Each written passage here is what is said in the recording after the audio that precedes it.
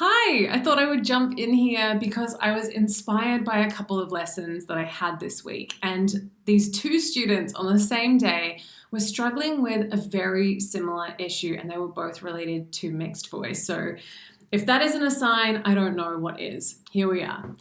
So we're talking one of the biggest misconceptions about mixed voice. And I don't tend to use the terminology mixed voice much in my teaching anymore. But sometimes, especially if a singer is used to that and wants to use that terminology, we will go there. So one of the biggest misconceptions is that it's one thing, it's one color, it's one quality, when in reality, it's on a spectrum.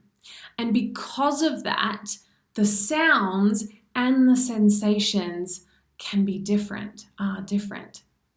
So I have students that come to me and they've been told or they've watched videos about the mask and say, that's exactly where I should be feeling it when I'm using my mixed voice, but I'm not, and I feel like I'm doing something wrong. And the first thing that I want to say is if you find it hard to feel the subtle resonance in these small cavities of your face, that is okay. It doesn't necessarily mean that you're doing it wrong. It might be that it's just really subtle. They're very small vibrations. Something that can help with that is actually to hum instead. So closing the mouth means that you're going to keep more of the resonance inside your head so that it's a little bit more obvious. Those vibrations or that resonance is a little bit more obvious. But what came up in a couple of lessons with my students is their idea of where it should live and what it should feel like. And they were talking about trying to put it or keep it in the right placement. And I hear about this a lot. So I firstly asked them what quality they were after, because then the right spot or where they would feel the resonance would be different. So I like to start by asking, what do you want to create? And then moving to the most organic way to make that sound, to help you make that sound. And then have you feel where the resonance naturally lives, and then make adjustments if need be for comfort or for color. So let's talk about this a little bit more specifically, shall we? Even though it is a spectrum, we're going to just take two kind of distinct colors. So you have head dominant, which is a lot sweeter. Right, we're all the way up here. It sounds a lot higher than up, which is the same note, but it's chest dominant. So head dominant and chest dominant. And you don't have to use this language. You can use whatever you like, but I hope that you hear that they are different qualities, but on the same note. So they're still in my mixed voice, but they're very different sounds. And therefore, I also feel them very differently. I think that many teachers, when referring to the mask, often talk about a head dominant mix, often are referring to a lighter quality when we are transitioning very smoothly from the lower part of our voice, our chest voice, all the way up, moving through the mix, letting it lighten and lighten and lighten until we move and we blend seamlessly into our head voice, right?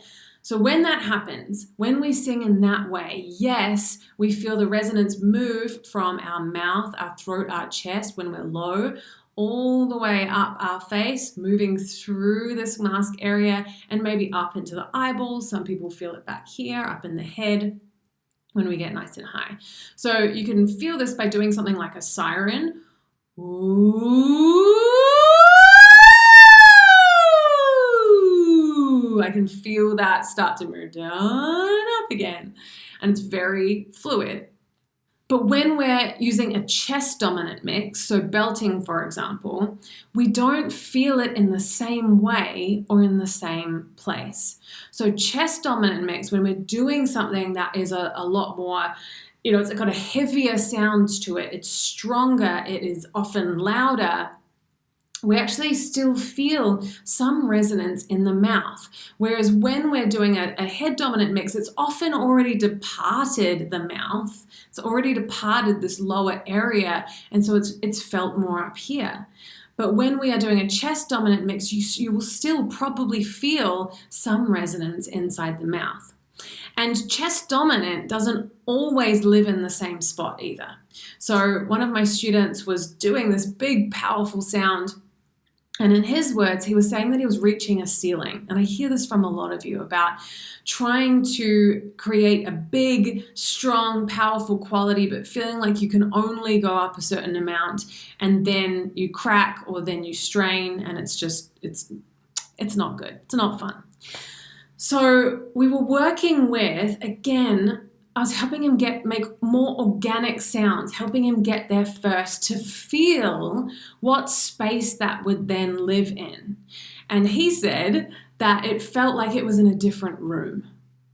And what I heard that as is like it was in a different spot in his head. He could feel the resonance in a slightly different cavity or in slightly different cavities. So the way that we spoke about it was that there was this room on the ground floor, and then there was a room on the floor above. And he could feel the difference when he would feel the resonance in different rooms. So why this is important is because if you think that the sound is supposed to resonate in a certain place, in a certain room, you will often create tension in order to either put it there or keep it there. And I find that this is the case also with forward placement. So if we're talking like forward and back rather than what we're talking about here, which is sort of more up and down. But if we think that it should live somewhere, what I find is that most students are creating a lot of tension to get it there or to keep it there.